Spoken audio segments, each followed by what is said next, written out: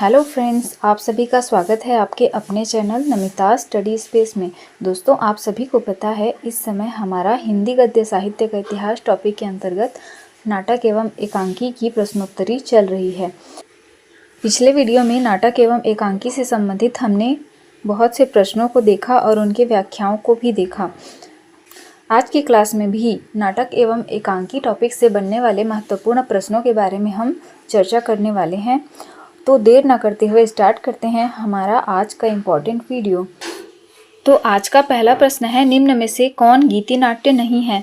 Option A Jaishankar Prasad का करुणालय, option B Maithili Sharan Gupt रचित अनक, option C Dharmveer Bharti रचित अंधायुग, ऑप्शन डी सुमित्रा नंदन पंत रचित ज्योत्सना। तो इसका राइट आंसर हो जाएगा ऑप्शन डी सुमित्रा नंदन पंत की रचना ज्योत्सना। ये गीति नाट्य नहीं है, ज्योत्सना गीति नाट्य नहीं है बल्कि एक प्रतीकवादी नाटक है। बाकी जयशंकर प्रसाद का करुणालय, मैथिली शरण गुप्त का अनग, धर्मवीर भारती का अंधायुग, ये सब क्या हैं? गीति नाट्य।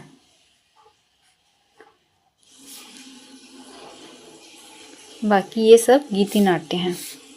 तो बढ़ते हैं अगले क्वेश्चन की तरफ। हमारा अगला क्वेश्चन है, तांबे के कीड़े नामक लघु नाटक के लेखक कौन हैं? इसका राइट आंसर हो जाएगा ऑप्शन बी भुवनेश्वर प्रसाद। इसके बारे में अन्य बातें देख लेते हैं। तांबे के कीड़े नामक लघु नाटक के लेखक भुवनेश्वर प्रसाद हैं। भुवनेश्वर प्रसाद के अन्य लघु नाटक कौन कौन से हैं? आज़ादी की नींव, सिकंदर आदि। और तांबे का कीड़ा कब लिखा गया था? 1946 ईस्वी में लिखा गया था। हमारा अगला क्वेश्चन है, इनमें से महाकवि कालिदास के जीवन पर आधारित मोहन राकेश की नाट्य कृति कौन सी है? ऑप्शन ए लहरों के राजहंस, ऑप्शन बी आषाढ़ का एक दिन, ऑप्शन सी आधे अधूरे, ऑप्शन डी इनमें से कोई नहीं। इसका राइट आंसर हो जाएगा ऑप्शन बी आषाढ़ का एक दिन। आषाढ़ का एक दिन नाटक के कुछ प्रमुख पात्रों को देख लेते हैं, जिनमें से पुरुष पात्र हैं कालिदास, विलोम, मातुल और दंतुल। इनमें से स्त्री पात्र में हैं अंबिका, मल्लिका, प्रियंगु मंजिरी, रंगिणी, संगिनी। अब बढ़ते हैं अगले क्वेश्चन की तरफ। दुर्गा एकांकी नाटक के रचनाकार कौन हैं? Option A Jagdish Chandra Mathur, option B Uday Shankar Bhatt, option C Upendra Nath Ashk, option D Seth Govind Das. तो इसका राइट आंसर हो जाएगा ऑप्शन सी उदय शंकर भट्ट। इसका डिटेल्स भी देख लेते हैं। उदय शंकर भट्ट के अन्य एकांकी में है एक ही कब्र में, 10,000 नेता, 1935, वर निर्वाचन, सेठ लाभचंद, स्त्री का हृदय, बड़े आदमी की मृत्यु, नए मेहमान, पर्दे के पीछे, मुंशी अनोखेलाल, विष की पुड़िया, धूम शिखा। यहाँ पर अन्य रचनाकारों की भी रचनाओं के बारे में दिया गया है, जिसको आप डिटेल से देख सकते हैं। बढ़ते हैं अगले क्वेश्चन की तरफ। हमारा अगला क्वेश्चन है, किंतु उस दिन यह सिद्ध हुआ जब कोई भी मनुष्य अनासक्त होकर चुनौती देता है इतिहास को, उस दिन नक्षत्रों की दिशा बदल जाती है। इन पंक्तियों के सृजेता तथा कृति का नाम क्या है? ऑप्शन ए है अंधायुग धर्मवीर भारती, ऑप्शन बी है एक कंठ विस्पाई दुष्यंत कुमार, एक ऑप्शन सी है एक आत्मवक्तव्य मुक्तिबोध, ऑप्शन डी है आत्महत्या के विरुद्ध रघुवीर सहाय। तो इसका राइट आंसर हो जाएगा ऑप्शन ए अंधायुग जो कि धर्मवीर भारती द्वारा रचित है। बढ़ते हैं अगले क्वेश्चन की तरफ। हमारा अगला क्वेश्चन है, भारतेंदु नाटक मंडली द्वारा अभिनीत पहला नाटक कौन सा था? तो इसका राइट आंसर हो जाएगा ऑप्शन ए सत्य हरिश्चंद्र। यह भारतेंदु नाटक मंडली द्वारा अभिनीत पहला नाटक था और कब प्रकाशित हुआ था? 1906 ईस्वी में प्रकाशित हुआ था। इस मंडली ने लगभग 1.5 दर्जन नाटकों का मंचन किया, जिसमें सत्य हरिश्चंद्र प्रमुख हैं। सत्य हरिश्चंद्र भारतेंदु नाटक मंडली द्वारा अभिनीत पहला नाटक था, जबकि भारत जननी हिंदी का पहला मौलिक ओपेरा या गीति नाट्य है और भारत दुर्दशा हिंदी भाषा का पहला मौलिक राजनीतिक नाटक है। अब बढ़ते हैं अगले क्वेश्चन की तरफ। हमारा अगला क्वेश्चन है नाटकों और नाटककारों का कौन सा युग्म सुमेलित नहीं है, जिसका राइट आंसर है ऑप्शन सी एक सत्य हरिश्चंद्र। एक सत्य हरिश्चंद्र लक्ष्मी नारायण मिश्र की रचना नहीं है, बल्कि यह लक्ष्मी नारायण लाल की रचना है। अब बढ़ते हैं अगले क्वेश्चन की तरफ। हमारा अगला क्वेश्चन है बकरी नाटक से संबंधित सही तथ्य कौन से हैं। पहला है यह स्वतंत्रोत्तर हिंदी व्यंग्य नाटकों में सर्वाधिक महत्वपूर्ण है। दूसरा है इनका कथ्य बिखरा हुआ नहीं है। तीसरा इसके गीत साधारण कोटि के हैं। चौथा इसमें नौटंकी शैली का प्रयोग किया गया है। नीचे दिए गए विकल्पों में से सही उत्तर का चयन करना है। तो इसका राइट आंसर हो जाएगा पहला और चौथा। यह स्वतंत्रोत्तर हिंदी व्यंग्य नाटकों में सर्वाधिक महत्वपूर्ण है और इसमें नौटंकी शैली का प्रयोग किया गया है। इस तरह से ऑप्शन डी इसका राइट आंसर है। बकरी नाटक सर्वेश्वर दयाल सक्सेना की कृति है। इसमें 2 अंक हैं और प्रत्येक अंक में 3-3 दृश्य हैं। यह नाटक उत्तर प्रदेश की नौटंकी शैली में हुई है। इस नाटक में जनवादी चेतना, राजनीतिक व्यंग्य, आम आदमी की व्यथा, भ्रष्टाचार और विसंगति का चित्रण किया गया है। बढ़ते हैं अगले क्वेश्चन की तरफ। अंधा युग में युजुत्सु की चिंता क्या है। ऑप्शन ए है अन्याय का प्रतिकार। ऑप्शन बी पांडव पक्ष में चले जाने को लेकर पश्चाताप। ऑप्शन सी मानव भविष्य की रक्षा।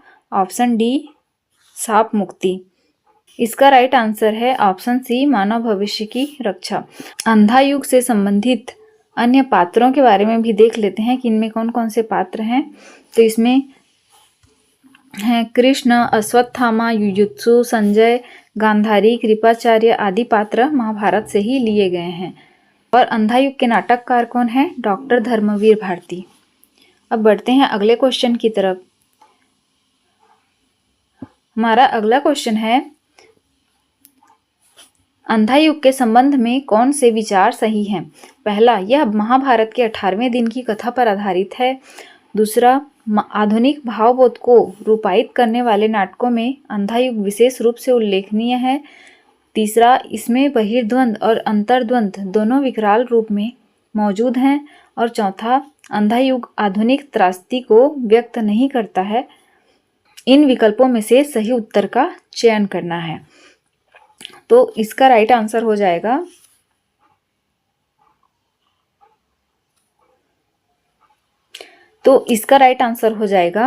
दूसरा, आधुनिक भावबोध को रूपायित करने वाले नाटकों में अंधा युग विशेष रूप से उल्लेखनीय है।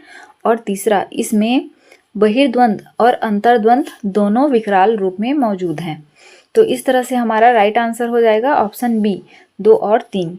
बढ़ते हैं अगले क्वेश्चन की तरफ। हमारा अगला क्वेश्चन है जहाँ न धर्म न बुद्धि नहीं, नीति न सुजन समाज, ऐसे ही आपू ही न सै जैसे चौपटराज।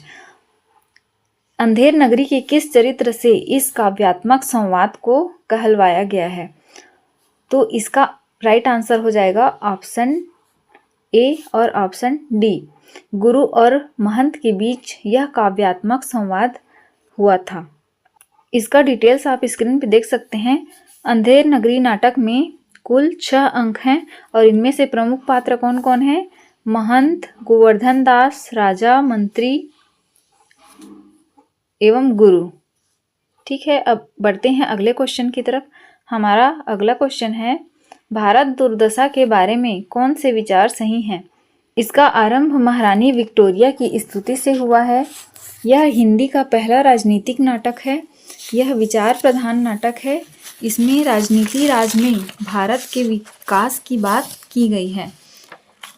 तो इसका राइट आंसर हो जाएगा दूसरा, यह हिंदी का पहला राजनीतिक नाटक है। और तीसरा, यह विचार प्रधान नाटक है। तो इस तरह से हमारा राइट आंसर हो जाएगा ऑप्शन ए 2 और 3। और भारत दुर्दशा की रचना कब हुई थी? 1880 ईस्वी में। और भारत दुर्दशा नाटक में कुल अंक कितने हैं? 6 अंक। बढ़ते हैं अगले क्वेश्चन की तरफ।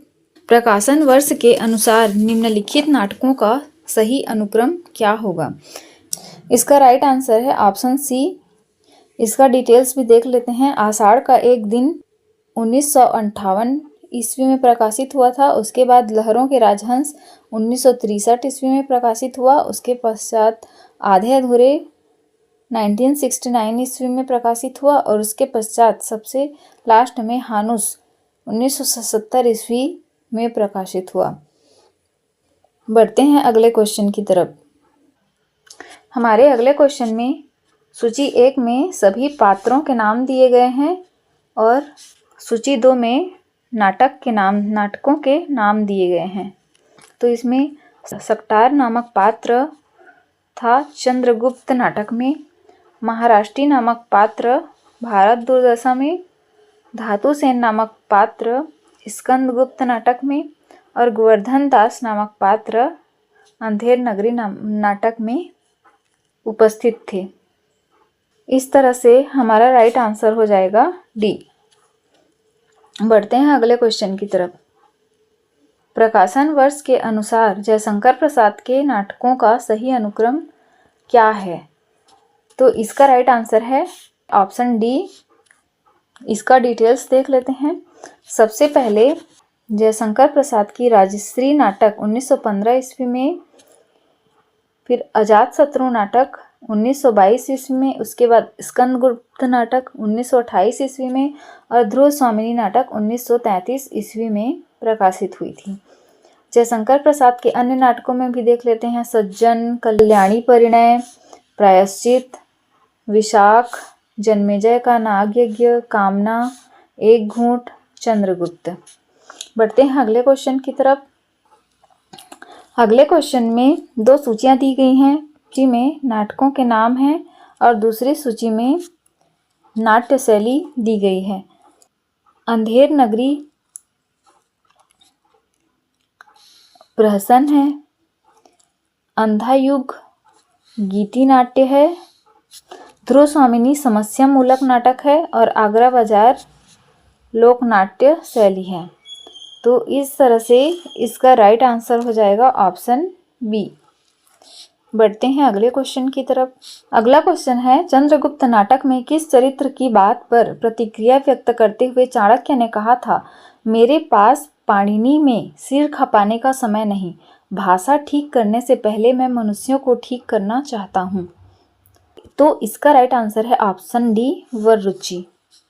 बढ़ते हैं अगले क्वेश्चन की तरफ। अगला क्वेश्चन है, लाला श्रीनिवास दास की रचनाएं कौन कौन सी हैं? पहला है प्रहलाद चरित, दूसरा रणधीर और प्रेम मोहिनी, तीसरा नियम निर्घोष, चौथा कीर्तिकेतु। तो इसका राइट आंसर है प्रहलाद चरित और रणधीर और प्रेम मोहिनी। तो इस तरह से राइट आंसर हो जाएगा ऑप्शन ए। भारत दुर्दशा के आखिरी अंक में भारत भाग्य क्या करता है? ऑप्शन ए भारत को जगाता है, ऑप्शन बी भारत के हतभाग्य पर क्रोधित होता है, ऑप्शन सी घायल भारत को छोड़कर चला जाता है, ऑप्शन डी भारत के सीने में कटार से आघात करता है। तो इसका राइट आंसर है ऑप्शन ए भारत को जगाता है। इसका डिटेल्स हम स्क्रीन पे देख सकते हैं। भारत दुर्दशा के आखिरी अंक में भारत भाग्य भारत को जगाता है। भारत दुर्दशा नाटक के लेखक कौन है? भारतेंदु हरिश्चंद्र हैं। और भारत दुर्दशा नाटक में कुल अंक 6 हैं। अभी हमने इस पर चर्चा किया था। 6वें अंक में भारत भाग्य नामक केवल एक पात्र का संवाद और कार्य व्यापार चित्रित है। भारत भाग्य का लंबा गीतात्मक संवाद भारत के गौरव में अतीत एवं दुखद वर्तमान दोनों को समेटता है। भारत भाग्य का आत्मधिक्कार कारुणिक है। अंततः वह छाती में चाकू भोंक कर आत्महत्या कर लेता है। इस बात को भी याद रखना है। अब बढ़ते हैं अगले क्वेश्चन की तरफ। हमारा अगला क्वेश्चन है, सबसे बड़ा आदमी किसके द्वारा लिखित एकांकी है? ऑप्शन ए है Upendranath ask, option B Seth Govind Das, option C Ramkumar Verma, option D Bhagwati Charan Verma. इसका राइट आंसर है ऑप्शन डी भगवती चरण। इसका डिटेल्स आप स्क्रीन पे देख सकते हैं। तो दोस्तों आज की क्लास हम यहीं पर स्थगित करते हैं। क्लास अगर अच्छी लगी हो तो अधिक से अधिक लोगों तक शेयर करें, वीडियो को लाइक करें, चैनल को सब्सक्राइब करें और ऐसे ही सपोर्ट बनाए रखें। धन्यवाद।